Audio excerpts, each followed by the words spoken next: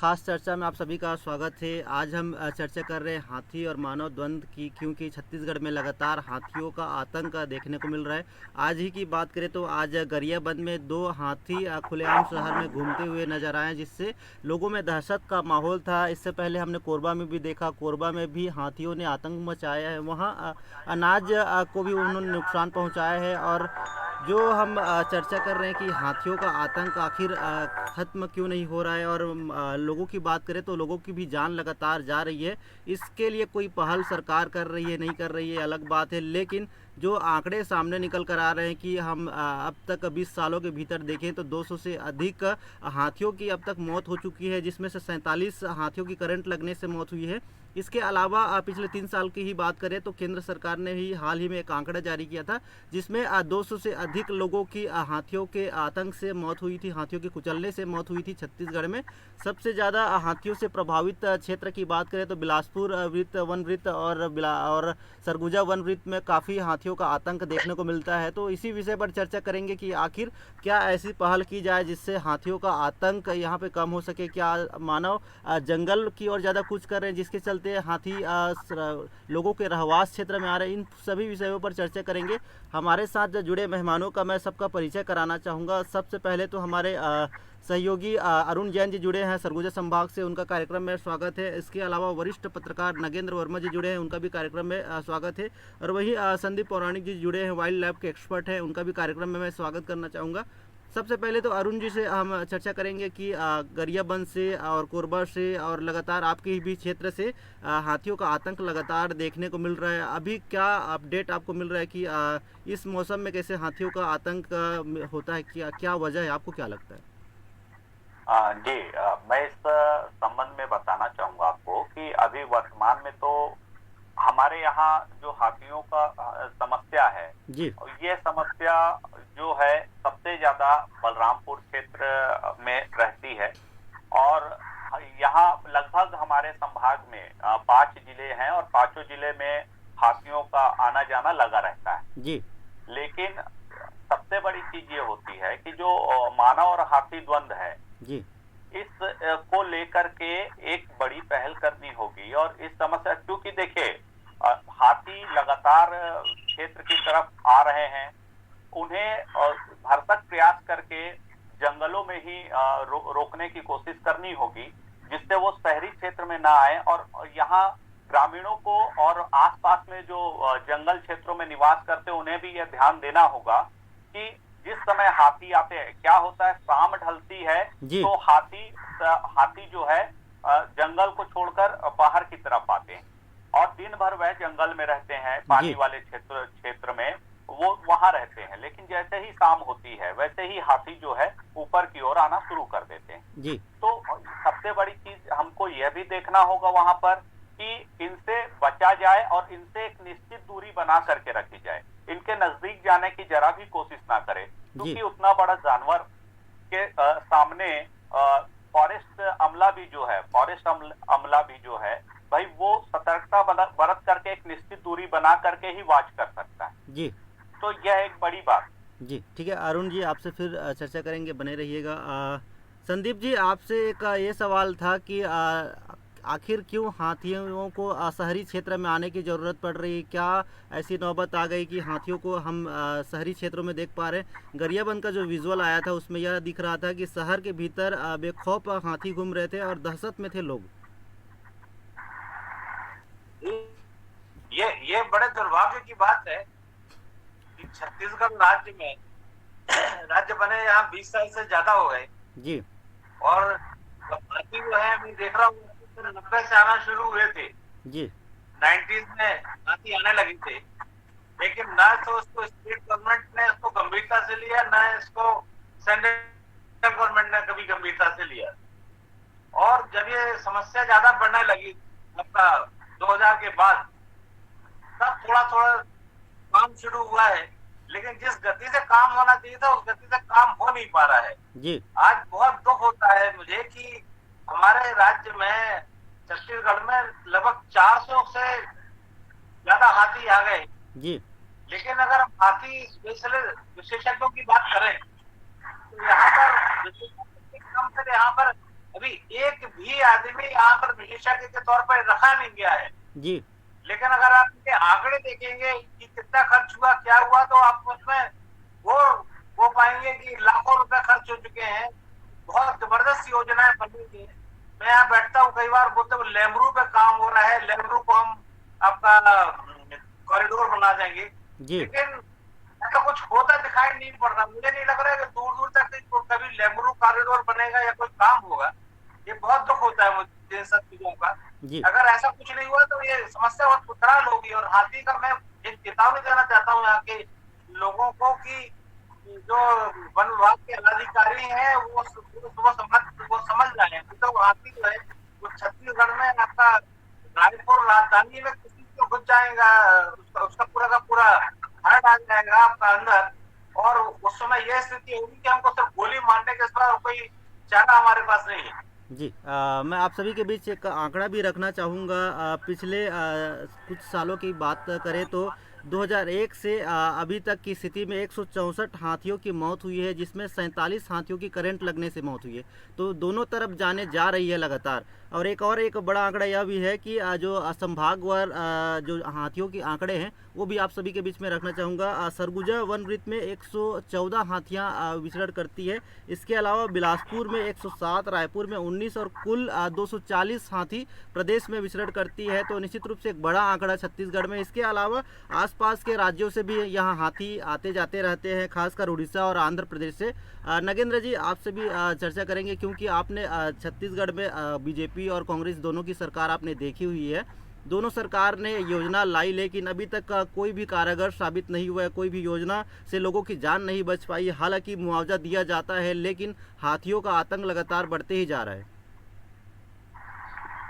मुझे लगता है कि इस दिशा में सरकार का जो प्रयास है जी, खासतौर से वन विभाग के जो अधिकारी हैं इसको लेके बहुत गंभीर नजर नहीं आ रहे। जी, उनकी जो कार्य योजनाएं जो है वो पुख्ता नजर नहीं आती है। जी, और इस बात को लेके विधानसभा में हमेशा सवाल जवाब होते हैं सत्ता पक्ष और विपक्ष के बीच, और इसका निर्णय भी हमेशा शून्य जैसा ही निकलता है। कभी ऐसा कारगर कोई चीज ऐसी दिखाई नहीं देती जमीनी स्तर पे।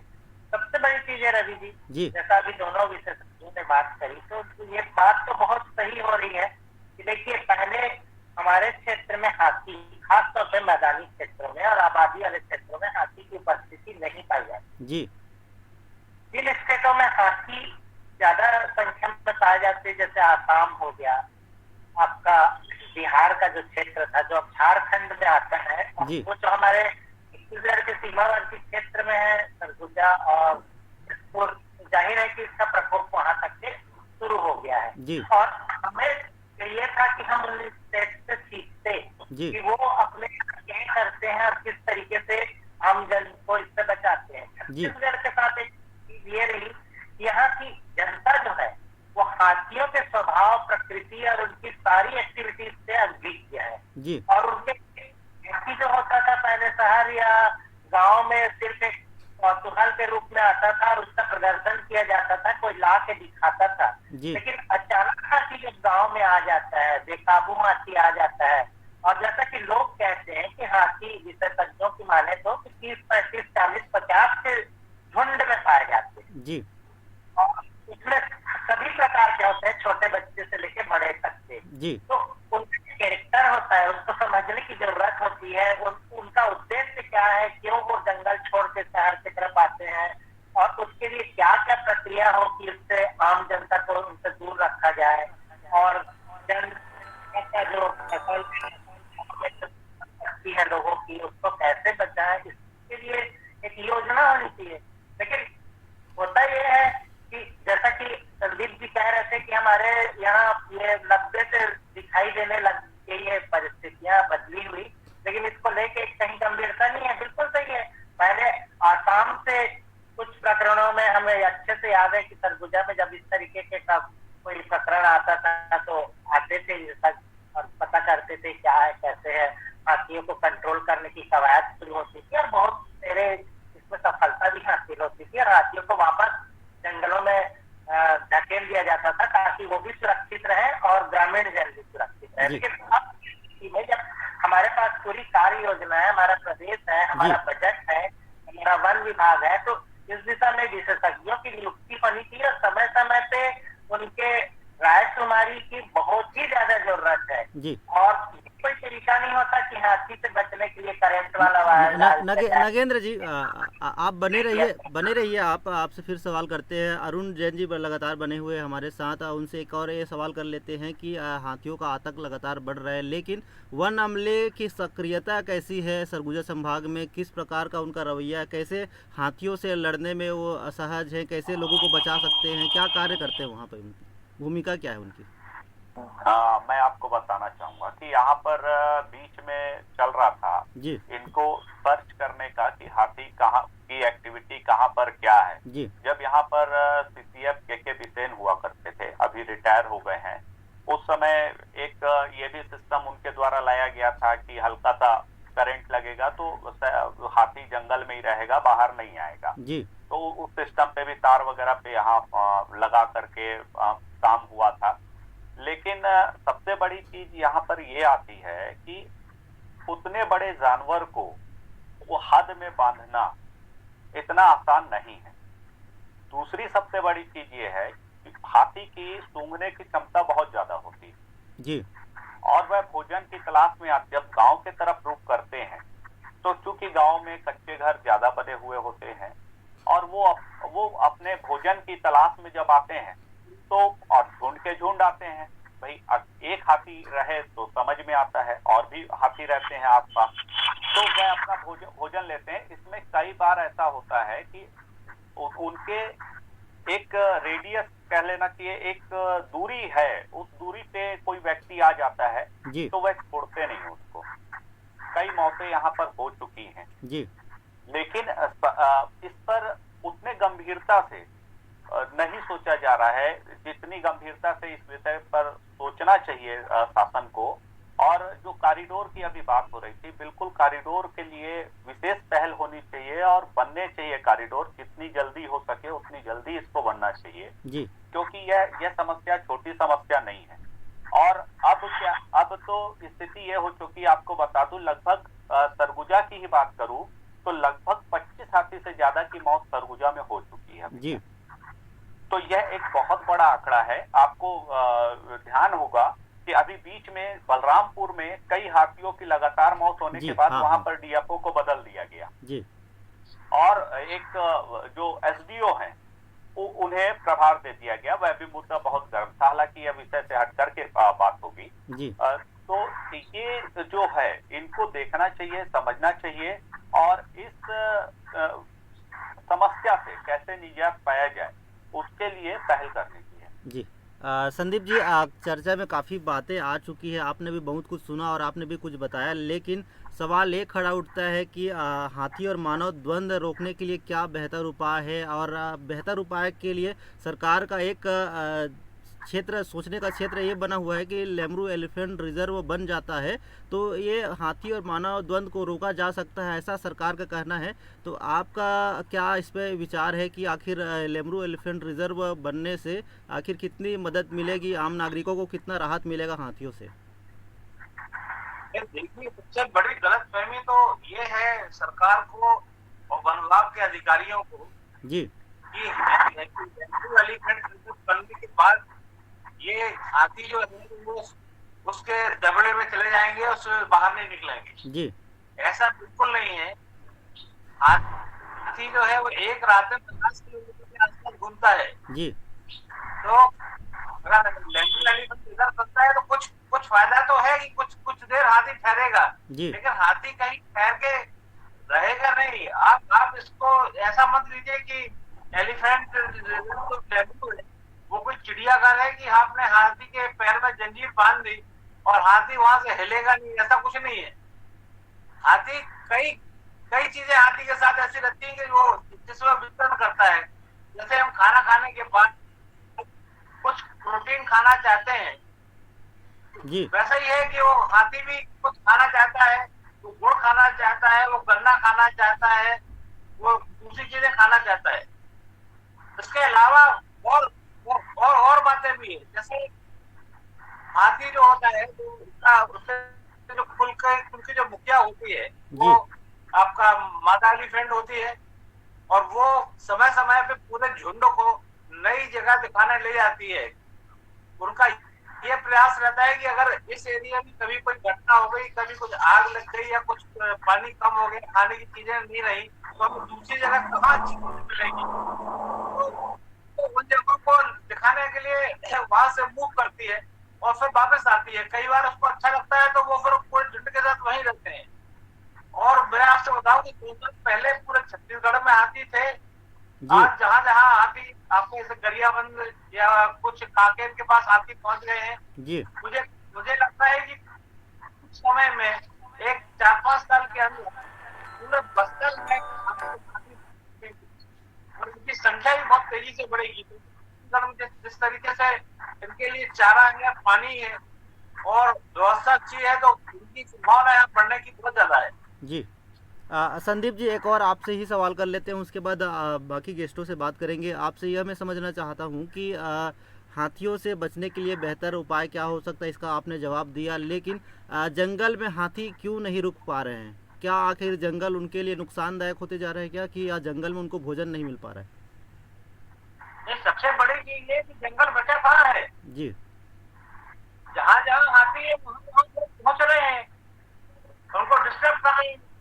अभी एक घटना हुई यहाँ पर आपका कि जंगल में हाथी यहाँ पे विश्राम कर रहे हैं और 2 लड़के जाके उनके साथ सेल्फी खिंचाने का प्रयास कर रहे हैं। जी और लोगों को हाथी के विषय में ऐसा लगता है कि हाथी बहुत कम जीव है, 6-8 हजार उसका किलोग्राम का होता है, तो लोगों को लगता है कि ये दौड़ नहीं पाएगा, लेकिन ये बड़ी बुद्धि कम लोगों की है। जी लोग हाथी जो है 100 मीटर की रेस में हाथी और घोड़े की रेस कराई जाए तो हाथी जीतता है, ये लोगों को मालूम होना चाहिए।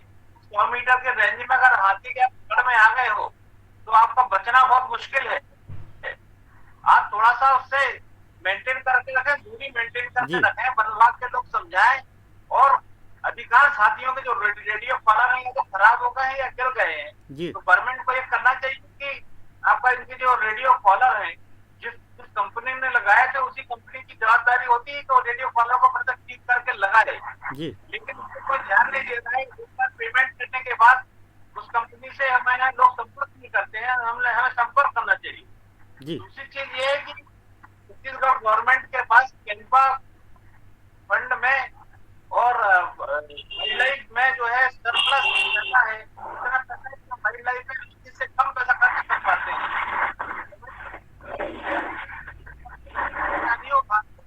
कम परेशानी हो, लोग कम मरे, हाथी कम मरे, इस पे ध्यान देना चाहिए। हमको जाके साउथ के राज्यों से सीखना चाहिए जी कि यहाँ के लोगों को साउथ वहाँ लोग कैसे सामंजस्यपूर्ण तरीके से रहते हैं, घटनाएं वहाँ कैसे कम हो रही है, ध्यान होना चाहिए। जी ठीक है। नगेंद्र जी, एक वाक्य आपको मैं बताना चाहूँगा, उसके बाद ही आपसे जवाब लूँगा। कहा ये जा रहा है कि हाथियों के घर में हम घुस रहे हैं या हाथियाँ हमारे घर में घुस रही है, इसको आप कैसे समझते हैं? संगीत जी ने तो बहुत सरल शब्दों में बता दिया कि जंगल तेजी से घट रहे हैं। जी अब कई वाक्य आप गरियाबंद और सरगुजा दोनों को तुलना करिएगा कि सरगुजा में तो पहले से काफी ज्यादा है, लेकिन गरियाबंद महासमुंद के क्षेत्र में हाथियों की उपस्थिति अभी हाल में ही बढ़ी है। जी और अभी जो उसने जो खबर जिसके लिए चलाई वो सबसे बड़ी चीज है कि 2 हाथी घूम रहे गरियाबंद जी बादी क्षेत्र में। तो जाहिर है वो अपने बड़े झुंड से भटक गए हैं, तो सबसे पहला दायित्व तो ये है कि हम उन्हें बिना डिस्टर्ब किए वन विभाग का अमला जो है वो उसको सरल तरीके से किस तरीके से वापस उनके झुंड के तरफ ले जाए, जंगल की तरफ ले जाए जहां वो सेफ रही है, उसकी जिम्मेदारी। दूसरी बात ये बिल्कुल सच है कि वन विभाग का जो अमला है वो वन क्षेत्र में नया काम करके शहर क्षेत्र में काम कर रहा है, तो अगर जंगल के जानवर भी उनके पास शहर आ रहे हैं तो कोई बहुत बड़ी बात मुझे नहीं लगता कि हो रहा है। सारा बजट तो शहर में ही चला जा रहा है। जी जो वन विभाग का जो अमला है वो उस क्षेत्र में काम करे, वहां के लोगों को इस चीज के लिए सचेत करे, उनको पूरे समय उनकी सुरक्षा के लिए जिम्मेदारी रखे। और उसका काम जो है वन विभाग का कि वो पेड़ पौधों वृक्षों की संख्या को बढ़ाए और साथ में वहाँ के जो वन जीव है उनका संरक्षण करे। लेकिन हम मूल विषय से यही हट जाते हैं, और जहाँ हम मूल विषय से हटते हैं वहाँ ये गड़बड़ी तो होती है। अरुण जी ने जिस तरीके की बात करी कि देखिए बहुत उसके सूंघने की क्षमता तेजी से होती है, और वो इन्होंने भी कहा कि देखिए बस्तर में अच्छे से मालूम है रवि जी कि आप इतिहास भी देखिएगा, जी तो बस्तर के क्षेत्र में हाथी कभी नहीं होते थे। हालांकि वहाँ के मूर्तिकार जो है मिट्टी की मूर्तियां बनाते हैं, हाथी की बड़ी अनगढ़ सी बनाते हैं, बेल मेटल की भी जो मूर्तियां बनाते हैं उसमें भी हाथी का जो चित्र है वो बड़ा स्पष्ट नहीं रहता, क्योंकि उन्होंने हाथी कभी देखा ही नहीं है। जी लेकिन अब परिस्थितियां ऐसे बदल रही है कि हाथी उधर की ओर पलायन कर रहे हैं, और जो चिंता जाहिर की संदीप जी ने बिल्कुल सही है। इतना घनघोर जंगल है कि आगे चल के वहाँ वो इतना तेजी से विस्तार होगा उनकी संख्या का कि फिर स्थिति बिल्कुल नियंत्रित नहीं होगी। हाथी जितना लोग सोचते हैं सरल सहज जीव है, उतना वो सरल सहज है भी नहीं, वो नुकसान भी बहुत करता है जंगल में। जी तो मुझे लगता है कि इस दिशा में बहुत ही सार्थक प्रयास होना चाहिए, और हमको भविष्य की योजनाओं को बनाना चाहिए। जी और जिस तरीके की बात हुई कि पूरे समय जैसे ये 2 हाथी है, इसको आप किसी भी तरीके से इसको ढूंढिए कि वो किस तरीके से उसके ट्रैक में उसको वापस ले जाया जाए, उसको ट्रैकिंग करके ले जाइए। और ये भी देखिए कि जो एजेंसियों की हमने मदद ली थी इनको कंट्रोल करने के लिए, वाकई में वो क्यों अपने दायित्वों से हट रही है। तो कहीं ना कहीं इसमें वन विभाग के बड़े अधिकारियों की रुचि जो है वो इस सब चीज के लिए जिम्मेदार लगती है। जी अरुण जी, आपसे यह सवाल है कि लोग भी जागरूक नहीं है मुझे लगता है, क्योंकि जब भी हाथियों का आतंक देखने को मिलता है, जब शहरी क्षेत्र में घुस जाते हैं तो लोग भी हाथियों को परेशान करने में लग जाते हैं। कई लोग दहशत में छुप जाते हैं, लेकिन अधिकतर लोग हाथियों को परेशान करने में भी लग जाते हैं। ऐसी घटनाक्रम कई वीडियो हम देख चुके हैं। लेकिन वन विभाग की जो जिम्मेदारी है कि लोगों को जागरूक करे, इसके अलावा हाथियों को उनको बिना परेशान किए उनको जंगल की ओर ले जाया जाए, ऐसा व्यवस्था कैसे नहीं हो पा रहा है आपके क्षेत्र में? जी इसमें क्या है कि देखिए, जब हाथी आता है तो लोगों में एक कौतूहल रहता है उसको देखने के लिए। जी लेकिन देखने तक तो एक अच्छी बात है कि देखने तक अच्छी बात है, लेकिन लोग क्या करते हैं फिर, जैसा कि अभी चर्चा हो रही थी, सेल्फी खींचने लग गए। जी तो देखिए, हाथी से जैसे बताइए कि हाथी दौड़ने में ऐसा नहीं है कि भारी भरकम जीव देख करके वो दौड़ नहीं सकता। जी वो बहुत तेजी से दौड़ता है, और लगभग 300-400 मीटर के अगर दूरी पे कोई है तो उसका बचना संभव नहीं हो पाता। जी सबसे बड़ी चीज यहाँ पर ये आती है कि इसका सबसे बड़ा जो वो है कहना चाहिए, इस समस्या को निदान जो अगर रखना चाहिए, या हाथी से एक निश्चित दूरी बनाना।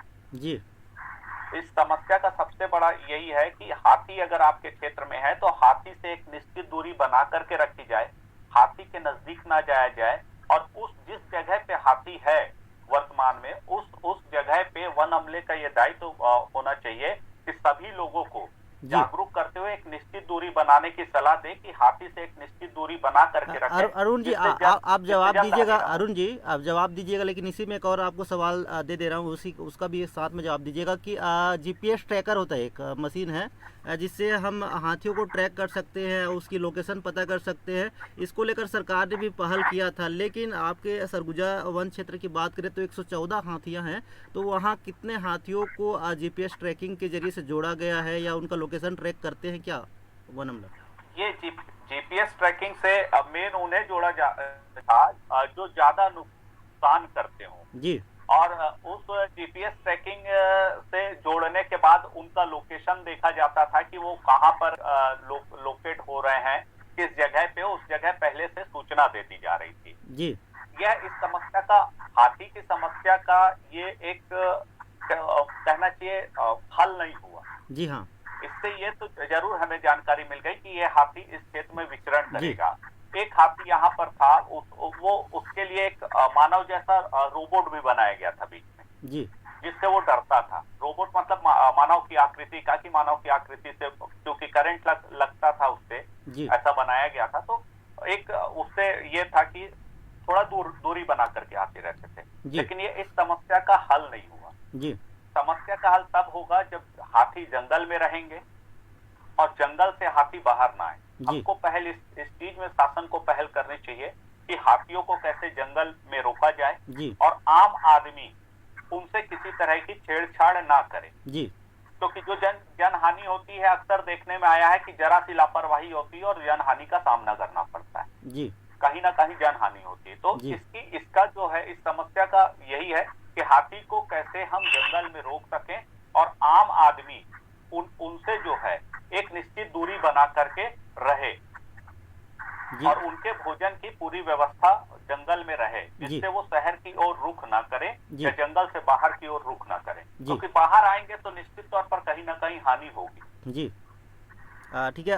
संदीप जी और नगेंद्र जी, आखिरी टिप्पणी आप दोनों से करना चाहेंगे, समय की कमी है तो ये बताइए आप दोनों की, आपको क्या लगता है कि इसके बेहतर उपाय क्या हैं? क्या जंगलों में तालाब होने चाहिए जिससे उनको पानी की जो दिक्कतें आती है गर्मी के मौसम में, जिससे वो शहरों की ओर कूच करते हैं, भोजन की तलाश में शहरों की ओर कूच करते हैं, तो जंगल में और क्या क्या व्यवस्था होनी चाहिए जिससे वो जंगल में ही रुकें हाथी? सबसे पहले संदीप जी। नहीं, मेरा तो ये कहना है कि जब तक आप जंगल नहीं बचाएंगे, जंगल जिस तेजी से कट रहे हैं, जी जंगल जिस तेजी से कम हो रहे हैं, तो हाथी को आप रखेंगे कहाँ? जी आज अभी मैं सरगुजा गया था। जी तो सरगुजा संभाग में भी जंगल को तेजी से खत्म होते जा रहे हैं। जी और ये हमारा जो गरियाबंद का इलाका है, वो जो उड़ीसा से लगा है, वहाँ बड़े तेजी से कटाई हो रही है, उस पर कोई प्रतिबंध नहीं है। जी तो ये सत्ता है, ये हाथी जंगल में रहना हाथी के लिए पॉसिबल नहीं है। जी जंगल में इतनी तेजी से लोग अंदर जा रहे हैं, जी इतने तेजी से लोग चीजें बटोरते हैं, हाथी जो खाता है, कि हाथी को ऐसा लगता है कि अब जब आप हाथी जो चीजें खा रहा है, वो चीजें आप पहले से बटोर के ले आते हैं, सारी चीजें हैं, वहाँ पानी भी कम हो रहा है, तो हाथी आगे जाए कहाँ? जी ये महानदी का जो इलाका है, ये इलाका बड़ा सुरक्षित बच गया है उसके लिए, उसको ये मिला है। और आने वाले समय में हम महानदी के जो इलाके, पूरे इलाके में, बस्तर इलाके में तेजी से हाथी बढ़ेंगे। जी नगेंद्र जी, आपका क्या कुछ कहना है इस पर? बिल्कुल, तो के लिए जंगलों की संख्या जो है, वृक्षारोपण बहुत तेजी से किए जाने की जरूरत है। और जैसा कि कहा जा रहा है कि बजट में इस तरीके का प्रावधान होने चाहिए कि जंगलों में जलाशय जो है, जिस तरीके से तालाब वालाब ऐसा बनाया जाए ताकि हाथी वहाँ रुक सके, पानी वहाँ पी सके। जी और मुझे ये भी लगता है कि वन विभाग को इस दिशा में गंभीरता दिखाते हुए अधिकारियों को और कर्मचारियों को हाथियों के समाधान के लिए खास तौर पर ट्रेनिंग करवानी चाहिए और ऐसे स्टेट भेजना चाहिए जहाँ पर हाथियों को लेके अच्छा काम हो रहा है। जी और जब वो ट्रेनिंग लेके आए तो उनको जिम्मेदारी से इन जगहों की प्राथमिकता से इनकी पोस्टिंग होनी चाहिए और उनके काम का प्रोत्साहन भी मिलना चाहिए। अगर उन्होंने अच्छा काम किया है तो इसका कहीं कहीं पे जरूर इसका प्रचार प्रसार होना चाहिए ताकि लोग समझ सके कि इस दिशा में एक अच्छा काम हो रहा है, लोगों की रुचि बढ़ेगी। दूसरी चीज, आम जनता को, ग्रामीण को जो है हाथियों के स्वभाव के बारे में पूरी जानकारी देने के लिए कार्यक्रम जरूर चलाए जाने चाहिए, इसका भी प्रचार प्रसार होना चाहिए। और जो क्षेत्र जहाँ हाथियों की आमतौर पे अब आवाजाही दिख रही है, भविष्य में दिखने वाली है, उन क्षेत्रों को भी चिन्हित करके वहां पर इसके सुरक्षा चिन्ह लगाए जाने चाहिए कि यहाँ पर संभावित हाथियों का विचरण दल आ सकता है। तो इस तरीके की चीजें जब तक के नहीं होगी, हम लोगों को नहीं समझा सकते। जी नगेंद्र जी, संदीप जी और जैन जी, आप तीनों विशेष कार्यक्रम में जुड़े थे। हाथी मानव द्वंद्व के ऊपर आज चर्चा हुआ। चर्चा में आपने बहुत ही सार्थक जानकारियां दी, सावधानी बरतने की भी आपने जानकारी दी। इसके अलावा वन विभाग को किस प्रकार से और बेहतर कार्य करने की जो व्यवस्था आपने बताई, इस पर भी विशेष रूप से आज चर्चा हुई। आप तीनों का कार्यक्रम में जुड़ने के लिए मैं धन्यवाद करता हूँ। साधना न्यूज़ में और खबरों के लिए बने रहिए। Back to studio.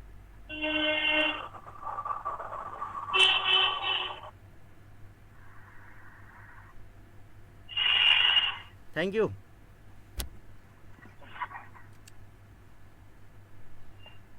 अच्छा रहा।